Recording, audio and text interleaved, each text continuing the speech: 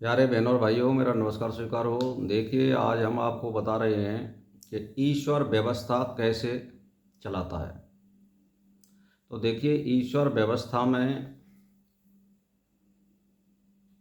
स्तर बनाता है वो, यानी उच्च स्तर के लोग, यानी बहुत अमीर आदमी, पैसे वाले, धनवान, और फिर मध्यम धनवान या अच्छी तरह से अपना जीवन व्यतीत करने वाले।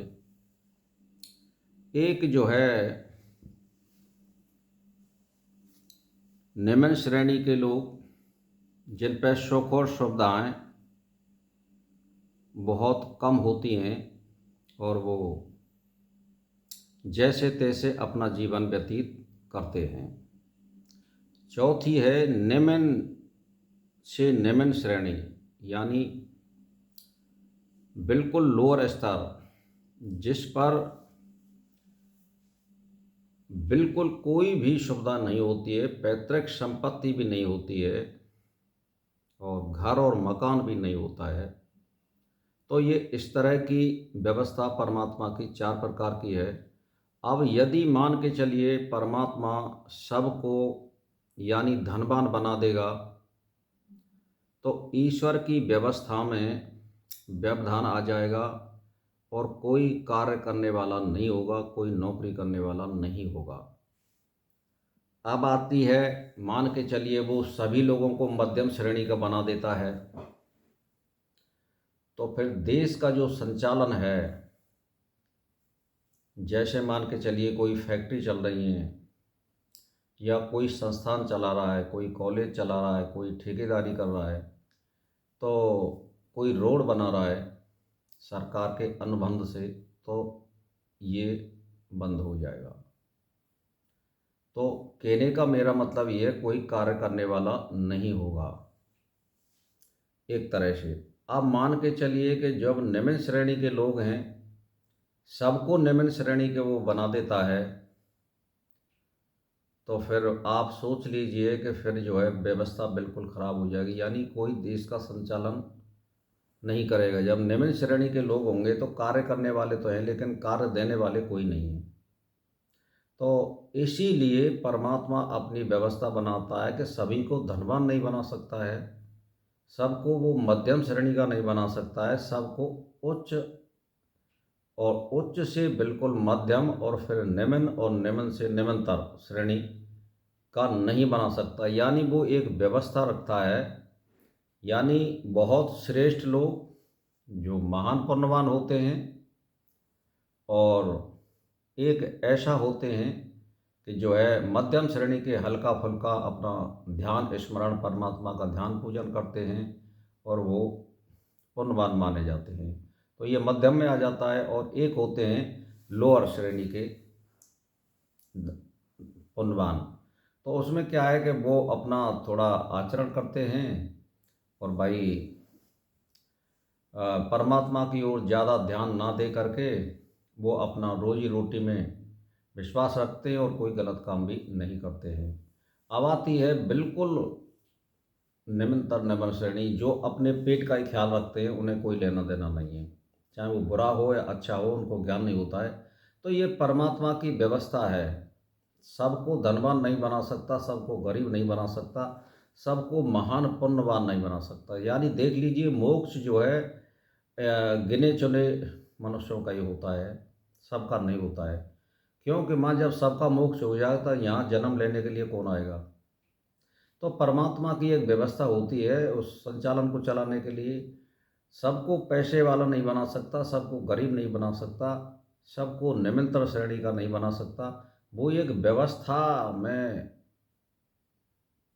सभी आत्माओं को गिरता है और उसी हिसाब से वो कार्य करती हैं। तो ये एक समीकरण है। मान के चलिए सभी लोग भ्रष्ट नहीं होते, सभी लोग ईमानदार नहीं होते, सभी लोग चोर नहीं होते, सभी लोग डकैत नहीं होते। तो ये परमात्मा अपनी संचालन व्यवस्था के लिए, चलाने के लिए एक व्यवस्था बनाता है। तो इसी तरह से मान के चलिए भाई, आप कितना भी कोशिश कर लीजिए कि मैं धनवान बनूंगा और बन के रहूंगा, तो आप कोशिश तो कर सकते हैं। यदि परमात्मा की कृपा होगी और यदि आपके प्रारंभ में है तभी आप बन सकते हो, अन्यथा नहीं बन सकते। तो ये सारी जो व्यवस्था है, सभी आदमी चाहते हैं कि मैं प्रधानमंत्री बनूं, सभी एमपी चाहते हैं कि नहीं चाहते हैं? चाहते हैं सभी, सभी एमएलए मुख्यमंत्री बनना चाहते हैं, सभी मिनिस्टर बनना चाहते हैं, लेकिन नहीं बनते। जिनका प्रारब्ध होता है, जिनका कुछ लेखा जोखा होता है, वही आदमी निकल पाता है, वही आदमी आईएएस बनता है, वही आदमी आईपीएस बनता है। इनका कुछ लेखा जोखा होता है, सब आदमी नहीं बन सकते। तो ये एक व्यवस्था होती है। तो भाई और बहनों, मैं तो एक ही बात जोर दे रहा हूँ कि परमात्मा सभी कर्मों की तय में जाता है और उसी के आधार पर आपका चयन होता है।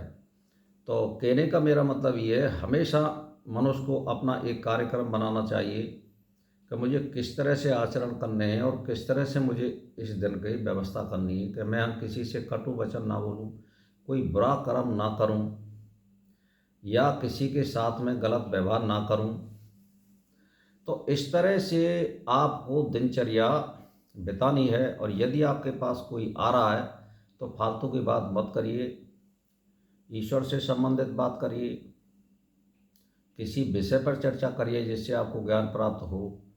बेबात की फालतू की बातें ना करें। तो इस प्रकार यदि दिनचर्या बनाओगे तो आपका भाग का निर्माण भी होगा, इस जीवन का कल्याण होगा, अगले जीवन का भी कल्याण होगा। रही बात ऐसी कि जो अध्ययन करने वाले हैं, युवावस्था है, वो अपने समय के अनुसार चलें और अपना जो कार्य होता है, जो कार्य आपको दिया गया है माता पिता ने या आपने ले रखा है, उसमें रुचि रखें और अपने आचरण का पालन करें।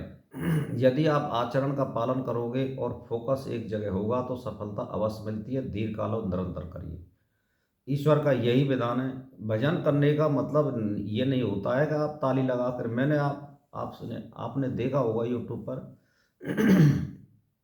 वृंदावन के संतों को देखा होगा, अनेक संतों को देखा होगा जो बहुत महान बने बड़े भरे पड़े हैं और वो मोबाइल पे बात कर रहे हैं और माला चल रही है।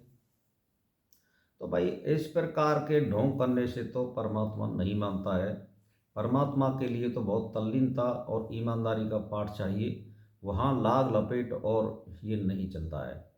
तो ऐसे ही हम तो एक ही बात कहते हैं कि आप अपने आचरण पर ध्यान दीजिए, किसी पर ध्यान मत दीजिए। परमात्मा आपके कर्मों में निहित है और ये जो आत्मा आपके अंदर बैठी हुई है, जो आपके शरीर को चला रही है, ये यही आचरण करने इस पृथ्वी पर उतरती है। सत्कर्म करिए, गलत कर्म मत करिए, गलत कर्मों की किसी को शिक्षा मत दीजिए और जहाँ बुरे कर्म होते हों या बुरे कर्म जो लोग करते हों उनका साथ ना करें।